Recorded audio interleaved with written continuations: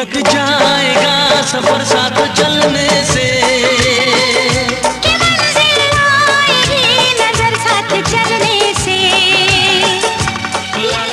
जिंदगी की राह पर साथ साथ चलते ये छात्र आज एक ऐसे मोड़ पर आ पहुंचे हैं कि जहां से शायद उनकी राहें अलग अलग हो सकती हैं। नागपुर के एग्रीकल्चर कॉलेज से कुछ ही महीनों में अपनी पढ़ाई पूरी कर ये सब अपनी अपनी मंजिल की खोज में निकल पड़ेंगे। महाविद्यालय से मिली शिक्षा को आजमा कर देखेंगे और कुछ कर दिखाने की कोशिश करेंगे। लेकिन इस वक्त मन में एक संदेह तो जरूर था कि मेडिकल, इंजीनियरिंग, कॉमर्स, आर्ट्स जैसे आम क्षेत्रों को छोड़ हमने यह जो कृषि शिक्षा की राह चुनी है, क्या इसमें कामयाब हो पाएंगे? शायद अपने विद्यार्थियों की इसी मनोअवस्था को समझकर ही गुरुजनों ने इस सफर का आयोजन किया था। यह सफर था नागपुर से छत्तीसगढ़ का, जहां सारे छात्र अपने एनएसएस कैंप के लिए जा रहे थे। कॉलेज के प्रोफेसरों का प्रयास था कि थ्योरेटिकल शिक्षा पूरी करने वाले अपने इन विद्यार्थियों को थोड़ा प्रैक्टिकल नॉलेज दिया जाए। जीन्स टी शर्ट में घूमने वाले इन लड़के लड़कियों को उपजाऊ मिट्टी की खुशबू से परिचित किया जाए और बाहरी दुनिया से मुकाबला करने के लिए इन्हें चार अकल की बातें समझाई जाए। गुरुजनों की इस भावना का परिचय तो सफर के प्रारंभ में ही हुआ, जब उन्होंने महिला दिवस के अवसर पर छात्राओं को सम्मानित किया। आप महिलाएं सक्षम हो और हमारे लिए स्पेशल हो, इस भावना के साथ सभी को शुभकामनाएं देकर यह यात्रा छत्तीसगढ़ राज्य के राजनांदगांव की ओर निकल पड़ी थी।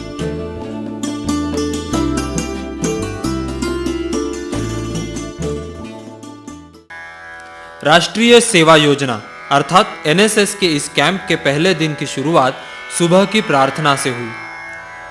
अपनी आम जिंदगी में सुबह जल्दी उठना शान के खिलाफ समझने वाले इन विद्यार्थियों को प्रार्थना में मग्न देखकर आश्चर्य तो जरूर हुआ होगा, लेकिन इसीलिए नागपुर के एग्रीकल्चर कॉलेज के प्रोफेसरों का प्रयास प्रशंसनीय है कि उन्होंने छात्रों को प्रार्थना का महत्व समझाया।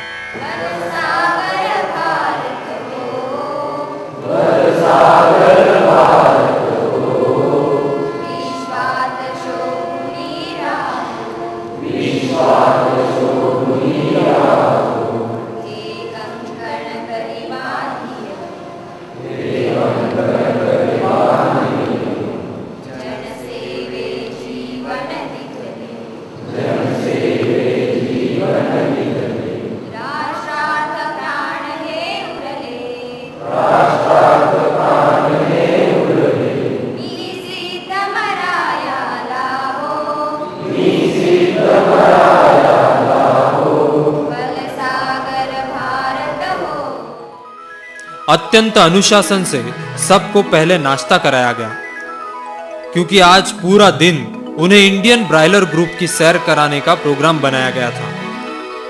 विद्यार्थियों की सुविधा के लिए कॉलेज ने 4 बसेस और 2 छोटी गाड़ियों का प्रबंध किया था। इंडियन ब्रायलर ग्रुप के पशु खाद्य बनाने वाली यूनिट पर पहुंचते ही डॉक्टर एल.बी. कलंत्री ने सबका स्वागत किया।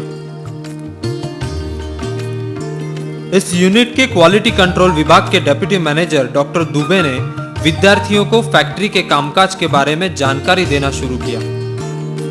महाविद्यालय की 4 दीवारों के बाहर पहली बार विद्यार्थी अपने विषय के बारे में जानकारी ले रहे थे, और वह भी किसी ऐसे जानकार से जो प्रत्यक्ष रूप में किसी एग्रो इंडस्ट्री में काम करता हो। इस अनुभव की उत्सुकता उनके चेहरों पर साफ झलक रही थी। सबसे पहले उन्हें फैक्ट्री की प्रयोगशाला से परिचित कराया गया और समझाया गया कि कैसे पशु खाद्य बनाने के लिए उपयोग में आने वाले इंग्रेडिएंट्स की जांच की जाती है। इन सभी प्रोसीजरों को विद्यार्थी अपनी किताबों में पढ़ चुके थे, परंतु वास्तव में उपयोग में लाते देख शायद उनकी शिक्षा परिपूर्ण हो रही थी। इंडियन ब्रायलर ग्रुप छत्तीसगढ़ राज्य का एक नामी ग्रुप है, जिसने एग्रो इंडस्ट्री में अपना एक मुकाम हासिल किया है, जिनके कारोबार के अंतर्गत पशु खाद्य बनाने वाली इकाई, पोल्ट्री फार्म, डेयरी और जैविक खाद बनाने वाली इकाई का समावेश है। प्रारंभ में विद्यार्थियों को जानकार लोगों के साथ फैक्ट्री की सैर कराई गई। सोयाबीन और मक्के से मुर्गियों के पौष्टिक फीड कैसे बनाए जाते हैं, इस विषय की संपूर्ण जानकारी कंट्रोल पैनल के माध्यम से दी गई। ये देखिए, ये क्या है अपना डंपिंग पॉइंट, आप लोग जो वहाँ पे देखें, ठीक है, ये डंपिंग पॉइंट है, ये ग्राउंड लेवल। प्रारंभ में पिकनिक के मिजाज में दिखने वाले ये सब छात्र अब गंभीरता से जानकारी एकत्रित करने में जुटे थे। शायद अब इन चीजों में वे अपना भविष्य ढूंढ रहे थे। इंडियन ब्रॉयलर ग्रुप का ऑफिसर्स ने जब यहाँ पे सब सूचनाएं दी, तब ये कंपनी बहुत ही आउटस्टैंडिंग लगी। काफ़ी यहाँ पे ऑटोमेटिक प्लांट्स है जो हमने सिर्फ किताबों में पढ़ी थी, मैकेनिकल ड्रायर्स और प्रोटीन कंटेंट्स, जो भी यहाँ पे बताया गया हमारे लिए काफ़ी उपयोगी सिद्ध होगा, ऐसा हमें लगता है। और आगे भविष्य में जाके ये हम कुछ ना कुछ अपने काम में लाएंगे, खुद के सेल्फ एम्प्लॉयमेंट के लिए या फिर अपने निजी जीवन में भी ये बहुत उपयोगी रहेगा, ऐसा मुझे लगता है। और यहाँ के ऑफिसर्स ने हमें काफ़ी मदद की, उनके लिए मैं उनका बहुत आभारी हूँ। धन्यवाद। हे जे पोल्ट्री फार्म आहे, इथे जे 2 सेक्टर्स आहेत, त्याचप्रमाणे म्हणजे डेअरी सेक्टर आणि पोल्ट्री सेक्टर, जिथे रॉ मटेरियल जे असतात त्यांचं सॅम्पलिंग होतं, तसंच जे फीड कॅप्सूल तयार होतात, तिथे ज्या मशिनरीज आहेत त्याच्यात ज्या कॅप्सूल्स असतात, खरंच ही मशिनरी आउटस्टँडिंग आहे। कारण आम्हाला जे आता इथे बघितल्याप्रमाणे जे सेक्टर आहे 2 डेअरी सेक्टर आणि पोल्ट्री सेक्टर, तिथे आम्ही आज बघितलं की 4 मॅडम काम करतात, पण जे मशिनरी मेन आहे तिथे आम्हाला लेडीज काम करताना मीन्स दिसल्या नाही। त्यामुळे मला असं वाटतं की जे सेक्टर आहे तिथे होऊ शकतं, म्हणजे मुलींसाठी पण कामाचं उपयुक्त आहे। Thanks for all sir and madam की आम्हाला त्यांनी NSS कॅम्पमध्ये इतकं छान गाईड केलं आणि इतके छान त्यांनी व्हिजिट ठेवलेलं आहे। थँक्यू। इसके पश्चात कारवां निकल पड़ा इंडियन ग्रुप की अगली कामयाबी की ओर। मुर्गियों का खाद्य कैसे बनता है यह तो विद्यार्थियों ने जान लिया, परंतु इसे खाने वाली मुर्गियों का पालन इतने बड़े पैमाने पर करते देखना अपने आप में एक अनोखा अनुभव था। मैं माननीय श्री मोहन सिंह साहब को अनुरोध करता हूं कि वो इस विद्यार्थियों को 2 शब्द यहाँ कहे, वो उपदेश के रहे, वो मार्गदर्शन के रहे। हमको आपके आने का जो उद्देश्य है, जो आपने शिक्षा ग्रहण की है हमारे इस बिजनेस से रिलेटेड शिक्षा से संबंधित, उसको देखने समझने के लिए मेरा ऐसा अनुमान है कि इंडियन ब्रॉयलर ग्रुप में जो चीज़ आप देख के जाएंगे शायद आपको दूसरी जगह देखने नहीं मिलेगी। और जैसा कि साहब ने बताया आपको कि कुछ हमारे नियम कानून होते हैं जिसके तहत हम आपको हर शेड पे नहीं ले जा सकते हैं, और कई ऐसी बातें हैं जिसके लिए आपको ज़्यादा समय चाहिए जो शेड के अंदर देख के आप समझें। उसके लिए हमने कुछ ऐसी व्यवस्था की है कि हमारा एक शेड यहाँ जो खाली है, जिसकी धुलाई हो गई है, उस शेड पे हम सभी को एक साथ ले जाएंगे। हमारे ग्रुप में डॉक्टर कोठारे हैं, मैं भी आपको उनसे मुखातिब कराता हूँ, वो आपको पूरी डिटेल में आपको पूरी हर चीज़ वहाँ पर सभी छात्रों को एक साथ बता देंगे। उसके बाद दूसरे शेड में जहाँ पर बर्ड्स जहाँ रखी हुई है उससे संबंधित जो जानकारियाँ होंगी वो जब आप जाएंगे, अंदर आने के बाद देख के कुछ पूछना चाहेंगे तो वो सामूहिक रूप से फिर एक साथ आपको बता दी जाएगी। आओ सिखाऊं तुम्हें अंडे का फंडा, ये नहीं प्यारे कोई मामूली बंदा। आओ सिखाऊं तुम्हें अंडे का फंडा, ये नहीं प्यारे कोई मामूली बंदा। इसमें छिपा है जीवन का फलसफा, इसमें छिपा है जीवन का फलसफा। अंडे में अंडा, फंडे में फंडा, अंडे का अंडा, फंडे का फंडा। आओ सिखाऊं तुम्हें अंडे का फंडा, ये नहीं प्यारे कोई मामूली बंदा। इसमें छिपा है जीवन का फलसफा, हाँ इसमें छिपा है जीवन का फलसफा। अंडे में अंडा, फंडे में फंडा, अंडे का अंडा, फंडे का फंडा।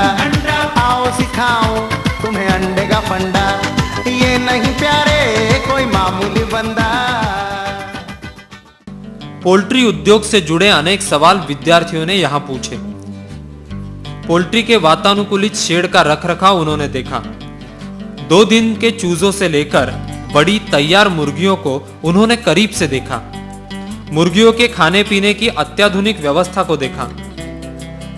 खाने में इस्तेमाल होने वाली और अंडे देने वाली मुर्गियों के भेद को समझा। मुर्गियों की विष्ठा से बनने वाली ऑर्गेनिक मैन्योर को देखकर विद्यार्थी समझ गए कि इंडियन ब्रायलर ग्रुप में कुछ भी वेस्ट नहीं होता। और शायद यहीं से मुर्गी पहले की अंडा इस बहस में ना पड़ते हुए अंडे से मुनाफा कमाने का फंडा छात्र अच्छी तरह से समझ गए होंगे। हम लोग यहाँ पे एनएसएस कैंप के अंडर में आए हैं ये देखने के लिए पोल्ट्री फार्म, जहाँ पे हम लोग को ये जानने को मिला कि इंडियन बॉयलर कैसे यहाँ पे इन लोग का फीडिंग स्टाइल क्या है, कैसे इन लोग यहाँ पे मेंटेन करते हैं, बिगेस्ट फार्म है कैसे मेंटेन करते हैं बॉयलर को, 1 डे चिक्स को कैसे मेंटेन करते, इतना अच्छा फीड की सुविधा दिए हैं, सब चीज़ की कूलिंग व्यवस्था यहाँ पे अच्छी है, इन्फेक्शन से एकदम अलग रखा जाता है बॉयलर को। और यहाँ से सभी जगह जाता है यहाँ से मार्केटिंग के लिए, नागपुर में और भी शहरों में, रायपुर में, छत्तीसगढ़ के मेन शहरों में। ये अच्छा लगा हमें जान के कि यहाँ पे इतनी अच्छी व्यवस्था है, हाईटेक टेक्नोलॉजी का यूज़ किया जा रहा है बॉयलर को ये करने के लिए। अच्छा लगा ये फार्म घूम के, और इन्फॉर्मेशन जो भी मिला हम लोग के लिए बहुत ही अच्छा है, सेल्फ खोलने के लिए कुछ भी फार्म किसी को बताने के लिए। यहाँ पर हम लोगों ने जो कुछ भी देखा वो सब कुछ पहले पढ़ चुके थे, थियोरेटिकली सब कुछ पढ़ा हुआ था, लेकिन उसे प्रैक्टिकली कैसे अप्लाई करना है वो यहाँ पर आकर देखा। हम लोग पोल्ट्री फार्म विजिट दे चुके थे नागपुर में भी, पर वहाँ जो मेथड्स थे वो थोड़े ट्रेडिशनल थे। यहाँ पर जो मोस्ट एडवांस टेक्नोलॉजी है वो अप्लाई की जाती है, और उसे प्रैक्टिकली कैसे किया जाएगा और इसके स्कोप्स क्या है इसके बारे में पता चला। तो हम इसे खुद कैसे मार्केटिंग किया जा सकता है या खुद का पोल्ट्री फार्म कैसे स्टार्ट किया जा सकता है, इसके बारे में काफ़ी जानकारी मिली और काफ़ी इंस्पिरेशन भी मिला। Visiting this farm was a great experience for all of us from Agriculture College Nagpur, because we have never seen such a big poultry farm on such a large scale, and which with such good equipments, like it is on the Asia level.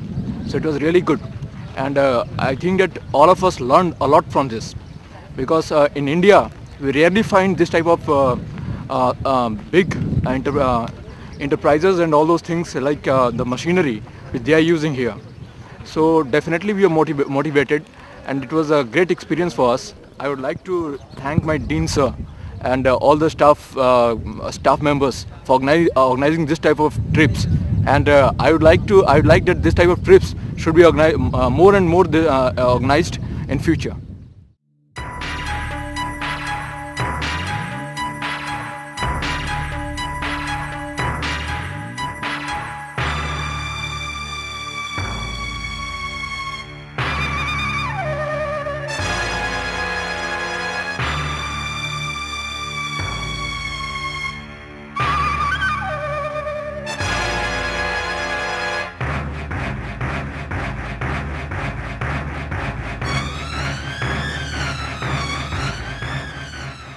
यह नजारा देखकर आपको जरूर आभास हुआ होगा कि यहां किसी ऑपरेशन या खुफिया मिशन की तैयारी हो रही हो, लेकिन यह अपने टेक्नोलॉजी ट्रांसफर मिशन का ही एक हिस्सा है।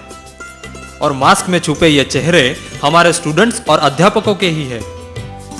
इंडियन ग्रुप की बायो फर्टिलाइजर्स बनाने वाली फैक्ट्री में जाने से पहले सुरक्षा के लिए यह मास्क उन्हें पहनाए गए थे। फैक्ट्री मैनेजर की मदद से छात्रों ने जाना कि जैविक खाद कैसे तैयार किया जाता है। छात्रों की नॉलेज को आजमाकर देखने के लिए फैक्ट्री मैनेजर ने कुछ सवाल पूछे, और सही जवाब देकर छात्रों ने भी अपनी महाविद्यालय की गौरवशाली परंपरा को बरकरार रखा। बड़ी बारीकी से हर चीज को वो देखकर समझने की कोशिश कर रहे थे, क्योंकि उन्हें मालूम था कि ऐसा खास मौका जो कॉलेज ने उन्हें दिया था बार बार नहीं मिलेगा। इसीलिए ज्यादा से ज्यादा जानकारी बटोरने का प्रयास वे कर रहे थे, और क्यों न हो इसी चीज की संतुष्टि उनके प्राध्यापकों के चेहरे पर साफ दिखाई दे रही थी। एनएसएस कैंप के अंतर्गत आयोजित किए गए इस शैक्षणिक यात्रा का विद्यार्थी पूरा आनंद उठा रहे थे, और कक्षा से बाहर खुले खेतों की महान इंस्टीट्यूट में कुछ सीखने के उनके इस प्रयास में शिक्षक गण भी उनका बखूबी साथ निभा रहे थे। अगले मुकाम तक पहुंचने के लिए बसों को उबड़ खाबड़ रास्ता तय करना था।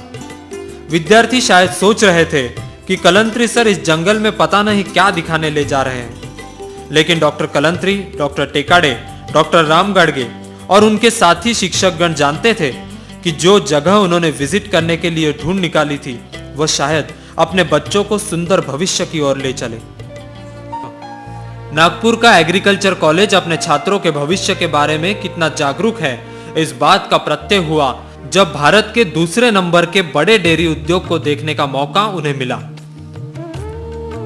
तकरीबन 2000 मवेशी एक ही तबेले में पालना, उनका खान पान, रख रखाव, निकाले जाने वाले दूध का व्यवस्थापन, ये सारी चीजें अचंभित करने वाली थी। फार्म के व्यवस्थापक डॉक्टर शर्मा ने विद्यार्थियों को अधिक जानकारी दी। डॉक्टर शर्मा जैसे अनुभवी व्यक्ति से जानकारी पाने के बाद मन में उठे अनेक सवालों के साथ विद्यार्थियों ने डॉक्टर शर्मा को घेर लिया। तबेले की ताजी दूध से बनी गाढ़ी चाय का जायका लेते हुए अपने सवालों के सही सही जवाब भी उन्होंने पाए।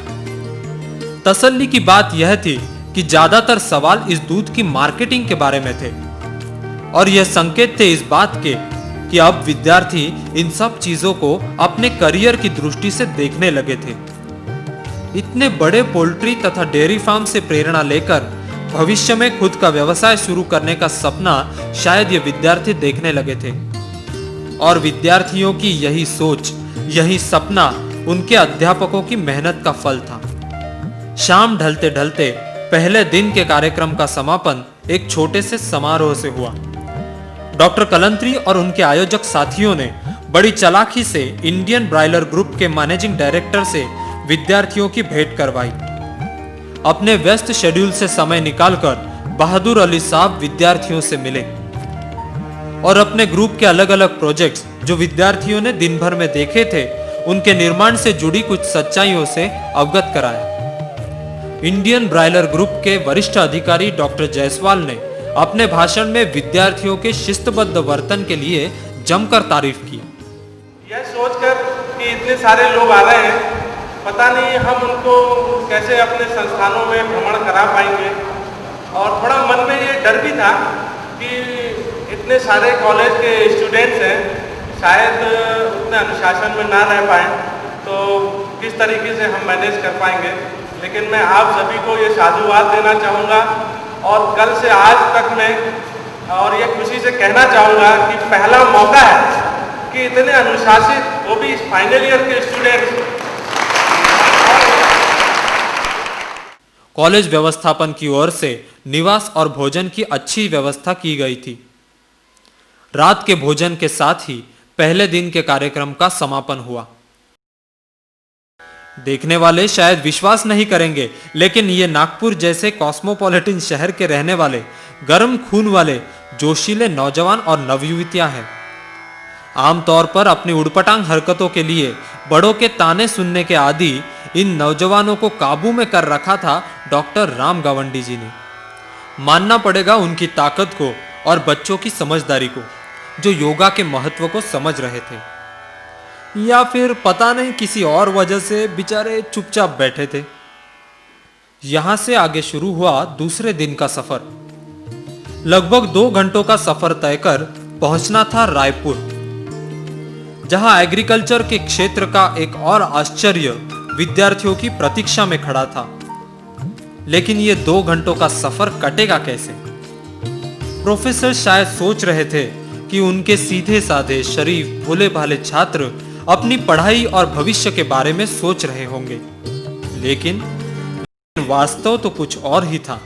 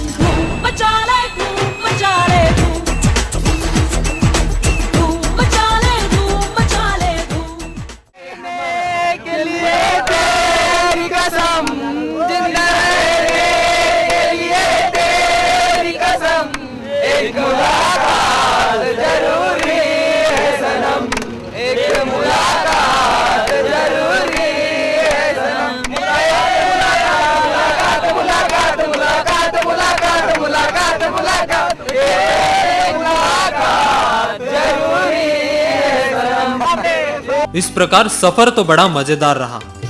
शहर की ट्रैफिक से रास्ता निकालने की अभ्यस्त गाड़ियां मवेशियों के बीच फंस गई। जैसे तैसे रास्ता निकालते सब लोग पहुंचे पप्पूवाड़ी के वीएनआर फार्म। 80 एकड़ में फैले केले के खेतों को देखकर सब लोग पहले से ही उत्साहित थे। इसीलिए सीटी बजते ही तुरंत 3-3 की लाइन में खड़े हो गए।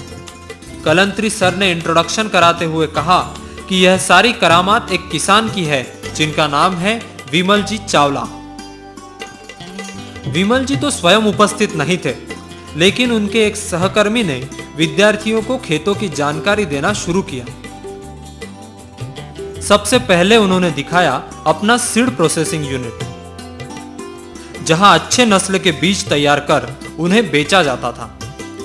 छत्तीसगढ़ी भाषा में भाटा मतलब बैंगन, और बैंगन के बीज निकालते देखना विद्यार्थियों के लिए एक अनोखा अनुभव था। जैसे जैसे कारवा बढ़ता गया, पता चलता गया कि यह किसी मामूली किसान की पारंपरिक खेती नहीं है, बल्कि किसी ने बड़ी साइंटिफिक तरीके से इस जमीन से हरा सोना उगाया है। मन में प्रश्न उठने शुरू हुए ही थे कि जवाब सामने खड़ा था, श्री विमल जी चावला। इस हरी भरी जमीन को अपने पसीने से सींचने वाला एक किसान। जब विद्यार्थियों को पता चला कि विमल जी उन्हीं की तरह एक एग्रीकल्चर ग्रेजुएट है, तो उन्हें भी गर्व महसूस हुआ। पूरा फार्म देखने के पश्चात इत्मीनान से बातें करने का वादा कर विमल जी अपने काम के लिए निकल गए और विद्यार्थियों की दांडी यात्रा ने फिर से खेतों का रुख किया। नेट हाउस में लगी सब्जी का विद्यार्थी बारीकी से निरीक्षण कर रहे थे और उनके अध्यापक इस काम में उनका मार्गदर्शन भी कर रहे थे। विषय को समझना आसान रहे, इसलिए आवश्यक सेवाओं का इंतजाम कॉलेज ने